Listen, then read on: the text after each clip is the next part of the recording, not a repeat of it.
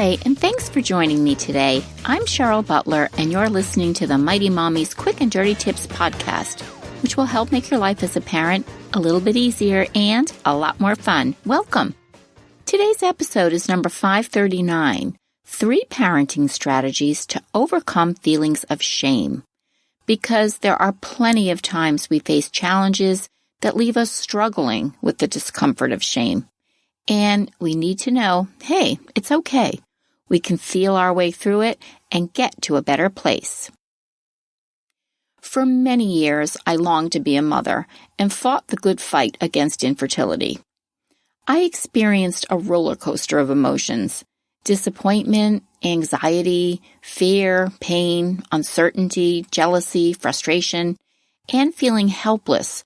Those were all the norm for me. But one of the strongest feelings I dealt with for most of my journey was, drumroll please, shame. So why is shame a parenting struggle? The other emotions I wrestled with were not necessarily easy, but I coped because I rationalized that the circumstances were beyond my control. If I felt disappointed each time that I learned I wasn't pregnant, I could chalk it up to one of the infertility procedures not working. When I learned a friend was expecting and pangs of jealousy gnawed at my heart, I knew those feelings were normal. After all, I'd been trying for years to get pregnant. It seemed like my friend just winked and instantly conceived. Shame, however, was a far more complex dragon to slay. I felt broken, and every failed attempt to become pregnant was a reminder that I had a defective body. New York Times bestselling author Dr. Brené Brown is a pioneer on the topics of vulnerability, courage, and shame. She summed shame up beautifully in her article, Shame versus Guilt. I define shame as the intensely painful feeling or experience of believing that we're flawed and therefore unworthy of love and belonging.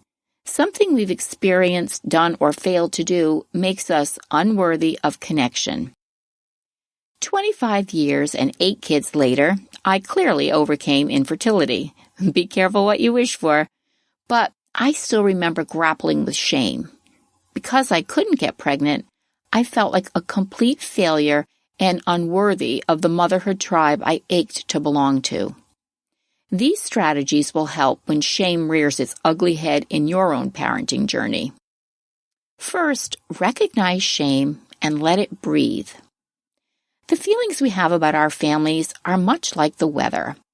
When our kids, our home life, marriage, and careers are thriving, it's like enjoying a picture-perfect summer's day with bright blue skies, the glowing sun, and a delicate breeze. We're excited and proud to share our good fortune to the entire world. But when we're facing a family crisis, we're suddenly under a dark cloud. We'll do just about anything to stay protected from the incoming storm. We become quiet and hunker down, alone, until the nasty situation passes. Shame is like one of those unpleasant bad weather days. It's an uncomfortable feeling, and it can be much easier to hide and stay out of the elements until that discomfort passes. I experienced one such storm when 3 of my children were diagnosed with significant speech and developmental delays at the ages of 3. This happened about 15 years ago, and child development specialists were finding that autism was becoming a more prevalent diagnosis amongst developmentally delayed children. To say this was like weathering a horrific storm is an understatement. But I was learning to support and advocate for my kids, so I had to batten down the hatches and stay the course. The emotions my family and I experienced were constantly in flux, but shame drained me early on. Initially, I was heartbroken that my kids would have to work harder to overcome the setback. Worse, though, was that villain of a feeling, shame. With 3 kids diagnosed with the same developmental delays, I figured we had defective genes. After overcoming years of infertility, this was not an easy situation to cope with. But the best advice I received was from another parent facing the same struggles. Own the feelings and let it breathe. It's easier to run and hide from the dark storm of shame, for sure, But if you do that, you'll never deal with your emotions. Then they fester and they can take control of your entire life. When you recognize that you're feeling shameful, you can work through those uncomfortable feelings. You realize they aren't wrong. They're simply how you feel in that moment. So allowing yourself to feel is like consciously breathing. It leaves you with a greater sense of determination and clarity.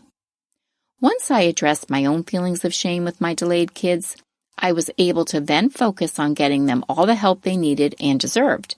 Soon, we were moving in a positive direction, and eventually, all three experienced a positive outcome. Next, own your shame hotspots. Shame seems to sneak in and hit us when we're already struggling. When we have feelings of shame, they often relate to some of the hot spots we face regularly. We're not organized enough, thin enough, or creative enough. Our insecurities can lead us to feel shame. But by being aware of what our shame hotspots are, we can nip this process right in the bud. For me, always being late was a shame trigger. Although we were rarely more than 10 minutes late for appointments, school, or practices, being tardy made my kids feel really uncomfortable. My ace in the hole was always the same excuse. "Oh, sorry we're late. I didn't count on the traffic." How lame. The truth was, I wasn't prepared. I underestimated how much time I needed getting out the door. I always assumed I had an extra 5 minutes to put dishes away or throw in a load of laundry. I felt ashamed that I was lying to cover up my poor time management skills. I realized that I needed to own my own chronic lateness. Once I finally started getting ready earlier, we began arriving on time. I no longer have to endure the shame of coming up with traffic excuses. Finally, practice self-compassion. According to Bernard Golden, Ph.D., shame causes us to judge ourselves negatively whenever we do something we consider to be a failure. And that relates not only to failures by our personal standards, but by other people's standards as well. As busy parents, we're not perfect. We're bound to make mistakes or react to life circumstances in ways that we regret.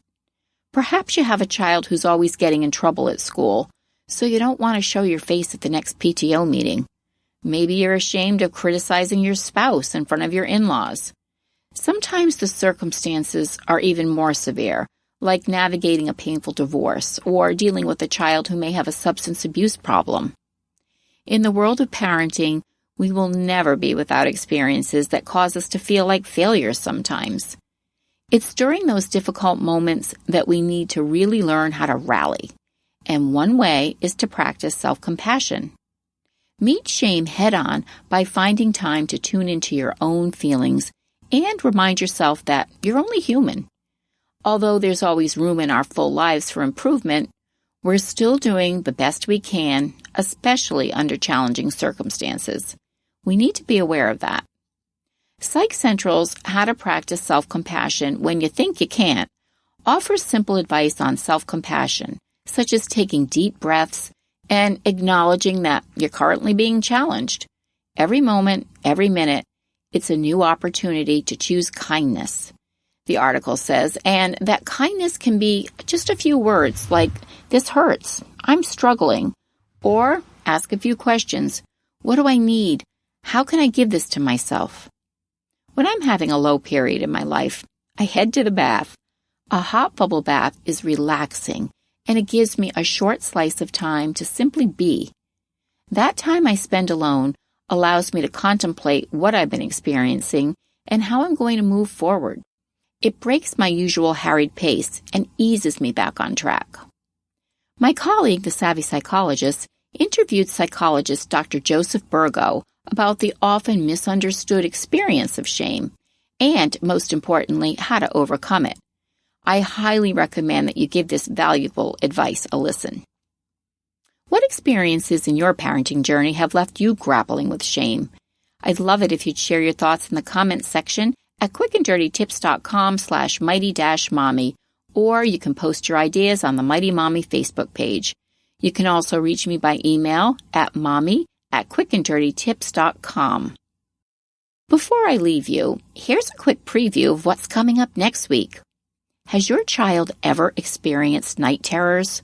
They can be really scary as a parent to observe. I am so excited to have a special guest join me next week, Quick and Dirty Tips new savvy psychologist, Dr. Jade Wu, who will help us all understand why night terrors happen and what you can do about them. So I hope you'll subscribe to the Mighty Mommy podcast through your favorite platform so you'll get notified when this episode is available. As always, thanks so much for listening, and until next time, happy parenting.